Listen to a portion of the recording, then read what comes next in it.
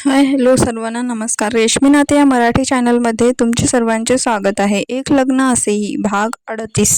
तुम्हाला नाही पण मला आहे. ती विसरली असेल पण मी नाही. तिच्यामुळेच तुझा अपघात झाला. तिच्यामुळेच तुझ्यात आणि रुद्रमध्ये गैरसमज निर्माण झाले. मला ती पहिलीच आवडत नव्हती. फक्त तुझ्यामुळे तिला सहन करत होतो. राजू म्हणाला.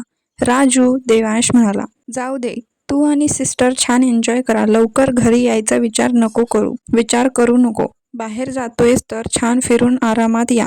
राजू देवांशला म्हणाला. मग देवांश यांचं काही होऊ शकत नाही म्हणून तयार व्हायला निघून गेला. मिस ईशा राणे, माझ्या मित्राला नाकारलं होतंस ना, आता बघ तुझ्यापेक्षा कितीतरी पटीने अधिक सुंदर आणि संस्कारी लाईफ पार्टनर त्याला भेटली आहे. राजू मनातच म्हणाला आणि खाली निघून गेला.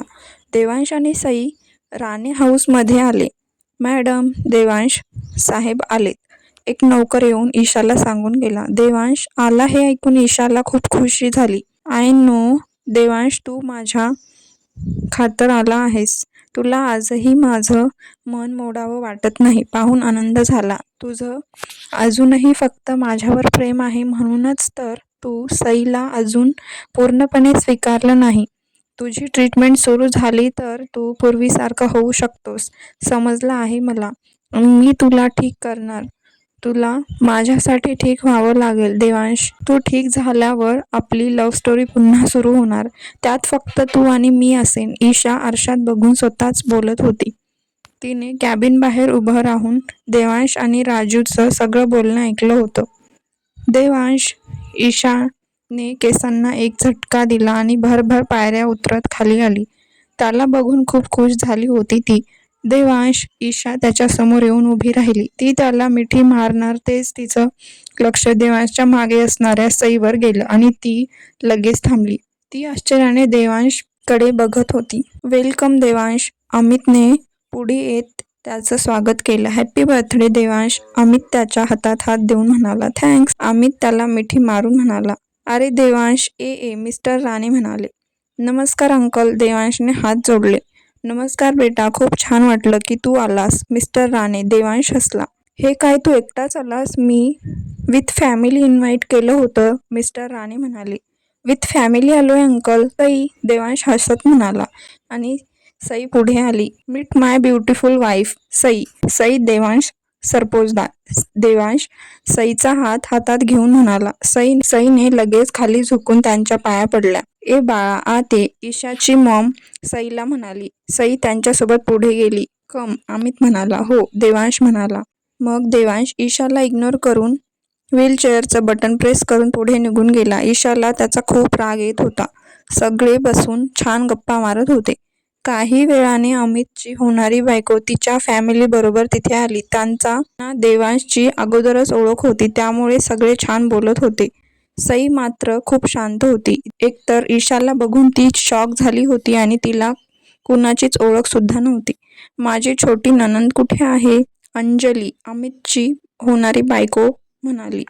मी इथे आहे असं म्हणत एक मुलगी केकचा ट्रे घेऊन आली. मीनाक्षी, अंजली म्हणाली. हॅलो ऑल, सगळ्यांवर नजर टाकून म्हणाली आणि सईला तिथे पाहून आश्चर्यचकित झाली आणि तिच्याकडे बघत होती. आता ही कोण? या आविर्भावात तिच्या मॉम कडे बघत होती. ची बायको सई, तिची मॉम म्हणाली. व्हॉट? म्हणाली. हो. अमित तिला रोखून बघत होता. सई, आमचं शेंडेफळ, मिस्टर राणे म्हणाले. आम्ही एकाच क्लासमध्ये आहोत, सई लगेच म्हणाली. क्लासमध्ये म्हणजे? अमित म्हणाला. ही माझ्याच कॉलेजमध्ये आहे. रायदर आम्ही एकाच क्लासमध्ये आहोत. म्हणजे तुम्ही फ्रेंड्स आहात? अंजली म्हणाली. हो, सई म्हणाली. नो, मयुरी पटकन म्हणाली. सईला कसं तरीच वाटलं. तिने लगेच म्हणजे क्लासमेट आहोत असं म्हणाली. अगोदर माहीत असतं की ही देवांश सरपोजदारची बायको आहे तर फ्रेंड्स नक्कीच झालो असतो, जबरदस्तीने हसत सगळ्यांकडे पाहत म्हणाली. अच्छा, अंजली म्हणाली. चला केक कट करूया, अमितचे सासरे म्हणाले. केक कट झाला आणि अमित सगळ्यांना भरवत होता. जेव्हा अमित केक घेऊन देवांश समोर आला त्यावेळी ईशाने पटकन केकचा तुकडा घेऊन देवांशला भरवला. ते पाहून सईला कसं तरीच वाटलं. देवांशला माहीत होतं ईशा अशा चीप गोष्टी करेल, म्हणून त्याने तिने खाऊ घातलेला केक अर्धा खाल्ला आणि अर्धा त्याच्या हातात घेतला. ईशाला वाटलं तो तिला खाऊ घालेल, पण देवांशने तो केक सईला खाऊ घातला. तिच्या ओठांना केकची थोडी क्रीम लागली होती, ती त्याने त्याच्या अंगठ्याने पुसली. सई गोड हसली. ईशा रागाने त्यांच्याकडे बघत होती. अमितने ईशाला डोळे वासून खुणावलं आणि बाजूला नेलं.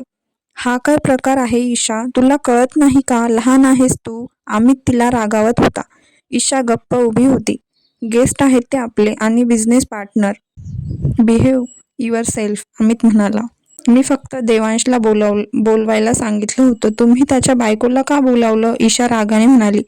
फॅमिली मेंबर्स म्हणल्यावर त्याची बायको सुद्धा येणारच ईशा.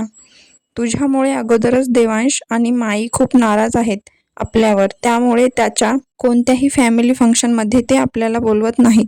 माझ्या खूप आग्रहास्तव आज माईने मागचं सगळं विसरून देवांशला इथे पाठवलं आहे. त्यात तुझ्या अशा मूर्ख वागण्याने तो अजून नाराज व्हायला नको. आपले बिझनेस रिलेशन खराब झालेले मला परवडणार नाहीत. सईशी नीट वागायचं, समजलं, मिस्टर राणे ईशाला दटावत म्हणाले. मग एक काम करते, मीच इथून जाते, ईशा म्हणाली. काय मूर्खपणा आहे ईशा, अमितचे सासू सासरे आले आहेत, त्यांच्यासमोर मला कोणताही तमाशा नकोय मिस्टर राणे.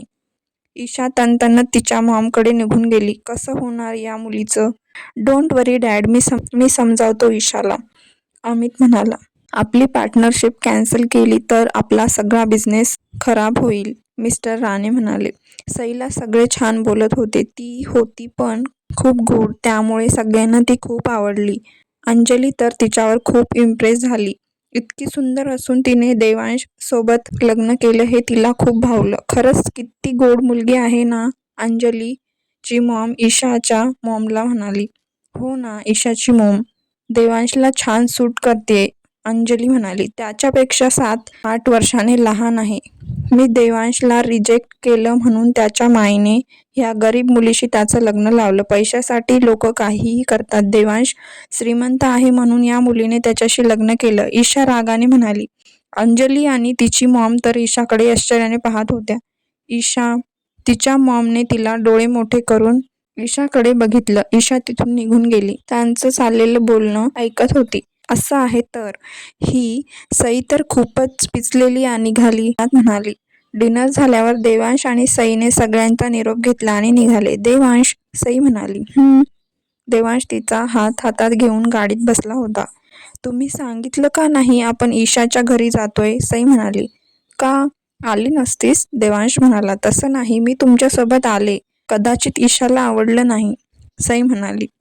सई, आत्ता तू माझी बायको आहेस, त्यामुळे मी जिथे जाईन तिथे तू माझ्यासोबत असणार.